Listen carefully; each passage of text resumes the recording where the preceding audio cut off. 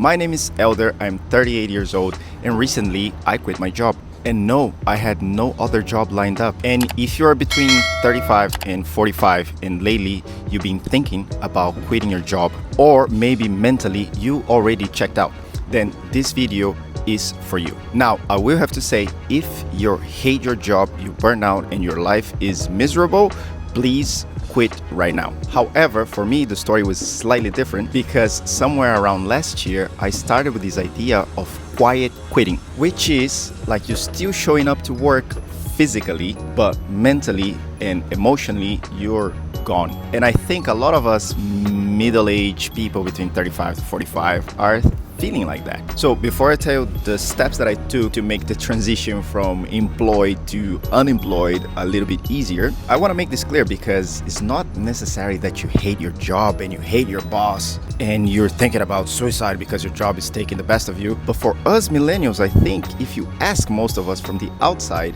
you ask, how's your job doing? You go, yeah, good. But deep down, a lot of us are already disconnected from the future you see yourself in that company or that career. Your energy is gone, your motivation is gone, you're just trying to survive the week, waiting for the weekend for your days off, kind of like operating your job on autopilot. Now, for me, I was managing a small business, and with that comes quite a lot of responsibility because I had to take care of sales, I had to take care of the staff, I had to take care of the clients. I was trying to make the company grow, and at the beginning I was very passionate about it.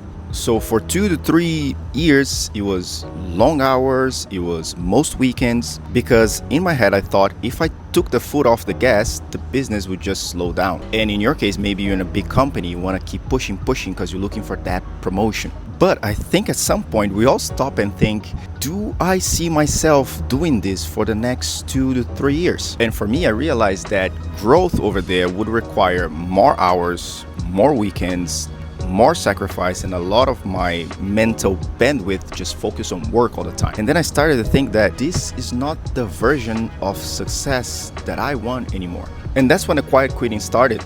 And even if it was unconsciously, I kind of like checked out. I was showing up at 50% of my job, just doing the bare minimum because I was exhausted all the time. And I care for the place I worked, I care for my people, and it felt dishonest to myself, to my coworkers, to my clients, for me just showing up and not giving my best. And that's when I realized I had to leave. And I want to make this point clear that it wasn't that one day I woke up and I said, that's it, I'm done. I prepared for a few months, and I think this preparation made the transition a lot easier.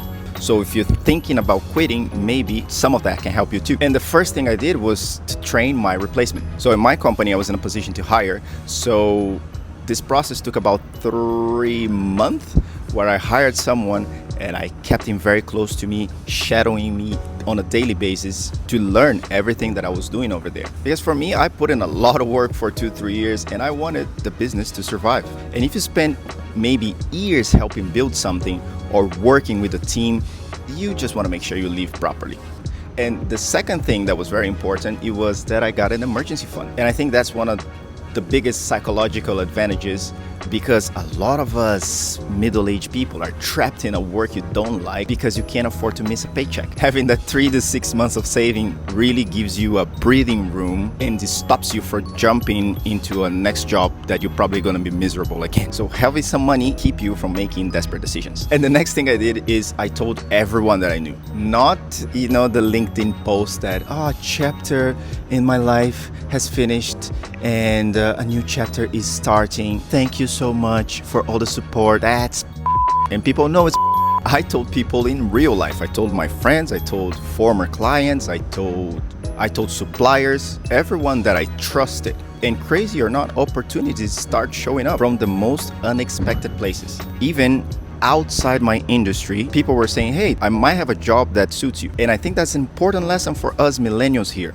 because you're probably more adaptable and more valuable to the marketplace than you think, because soft skills matter much more than you realize. Things like communication, emotional intelligence, decision making, and work ethic. Because companies can teach you the hard skills these days, or you can learn the hard skill with AI. However, nobody wants to hire a complaining, entitled 22-year-old. So I know the job market is really hard and there's a lot of people out there looking for jobs. But I've been to quite a lot of interviews, and the things that I heard most from interviewers was good people are still hard to find. And that is the biggest point I want to make. Because if you genuinely gave your best, you became valuable to your company, you cared about your work, and you deliver results, opportunities will eventually show up.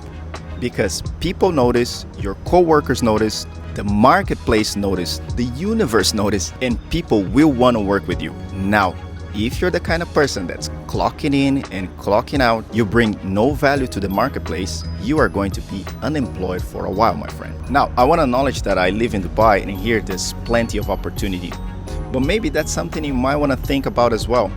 Because sometimes it's not the job or the career, but it's maybe the city that you live that doesn't fit you anymore. And come on, you're not a tree, you can move. And that is my message of hope. Because if you're in your mid-30s, in your early 40s, it's not really too late. You still have time. You can still learn new skills, you can still move cities, you can still reinvent yourself. And let's be honest, maybe 40s is the new 30s and we have a lot more time than we think. Now, my story has a happy ending because I quit my job and I found another job and I'm happy now. Life is good, I'm excited again, but that's a story for another video. Now, if you're a millennial, you're trying to reinvent yourself, maybe rebuild your life, I don't want you to waste what it could be the best years of our lives drifting to work and just basically living on autopilot like a zombie. Life can be fun and can be pretty good, and you don't have to suffer through a miserable job. If you watched until here, thank you so much, and I hope you subscribe to my channel because this is my shot of becoming a YouTuber. Thank you.